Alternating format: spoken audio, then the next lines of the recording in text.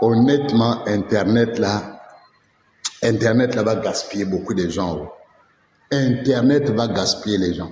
Je suivais un type là sur les réseaux sociaux, sur TikTok.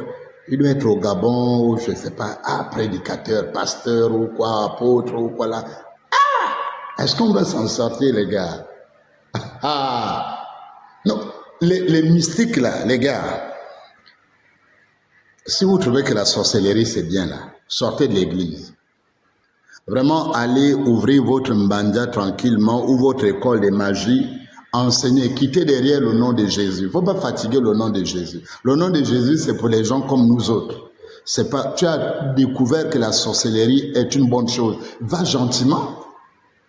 Oh non, voilà, la mystique, la spiritualité, les vrais hommes spirituels ne prient pas. Les vrais hommes spirituels ne prient pas. Parce que celui qui prie montre qu'il est inférieur à celui avec qui il adresse les prières. Yo, les vrais hommes spirituels. Frère, quand tu parles comme ça là, je ne sais pas comment on l'appelle là, je ne vais pas retenir le nom. Oh non, les vrais hommes spirituels, ils prennent seulement. Ils prennent seulement, ils ne prient pas. Ça, c'est la haute séduction. Ça, c'est ce qu'on appelle la séduction. Parce que quand tu es dans une église et tu enseignes comme ça veut dire que tu es en train de dire que commençons le plus loin possible, qu'Abraham n'a jamais été un vrai homme spirituel et que toi, ta spiritualité est plus qu'Abraham. Parce que dans la Bible, Abraham a prié.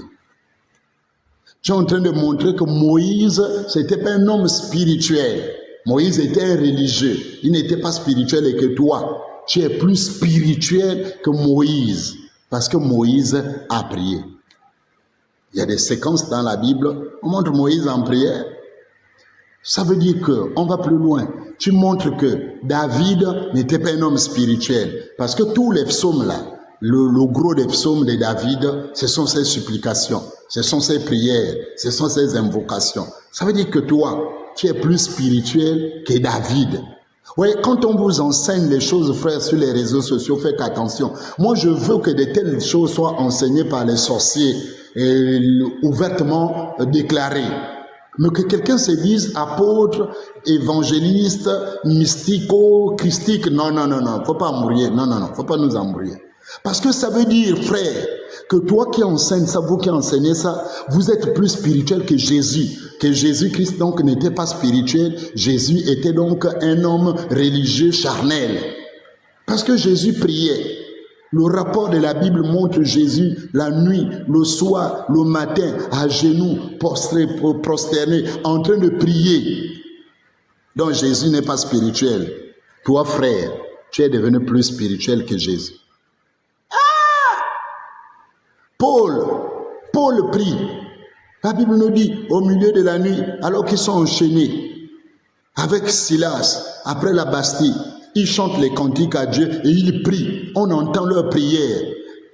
Au point que la prison cède même. Les chaînes se coupent et tout. Toi, tu dis que l'homme spirituel ne prie pas. Il prend seulement. Maintenant, Paul a prié. On fait comment? Quand vous enseignez ça, les gars, où vous voulez amener l'église où? Donc, Paul qui a prié là, les chaînes de la prison sont les fondements de la prison ébranlés, les chaînes cassées. Paul là est charnel. Et puis c'est toi, tu es plus spirituel que l'apôtre Paul. Oh! Est-ce qu'on va s'en sortir, les gars? Pourquoi vous faites ça? Vraiment, moi je vous encourage. Moi je crois qu'à un moment, quand on est fatigué, la Bible, la prière, ça ne marche pas. Tu as touché à ton petit parfum, ça marche. Sors gentiment. Certains éléments de Paul faisaient ça. Les gars marchent avec les démarches, ils marchent avec Paul et tout ça. À un moment, ils sentent que non. Les hymnes, tout ça, ils sentent que on est fatigué. Les gars bougent. Le fils prodigue a fait ça. Il marche dans la maison du père. À un moment, il est fatigué. Il demande son héritage. Il bouge. Pourquoi vous n'avez pas le courage de demander votre héritage et de bouger que de salir l'église avec de faux enseignements du diable comme ça?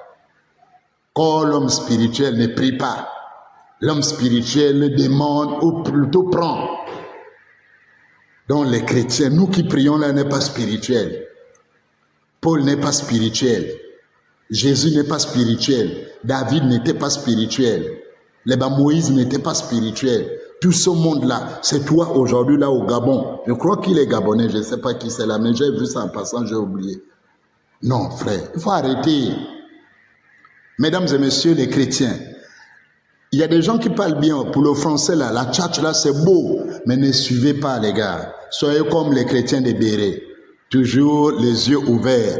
Quelqu'un raconte ces petites bêtises. L'homme spirituel ne prie pas. Quand tu jettes le coup d'œil, tu vois le Seigneur Jésus à genoux, en train de prier. Tu dis, ça c'est un faux. Tu bouges. J'entends Pierre, Paul te dit, priez pour moi.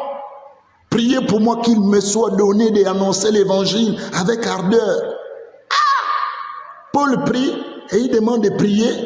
Et celui-là, il dit qu'il est pasteur. Et il vient m'enseigner que dans sa nouvelle découverte de la spiritualité, l'homme spirituel ne prie pas. Donc si je veux être spirituel, je ne prie plus. Je suis seulement là comme... Allez faire la magie, frère. Si la foi, le fardeau de la foi vous dépasse, sortez gentiment. Allez faire votre magie ailleurs. Regardez-moi des gens comme ça.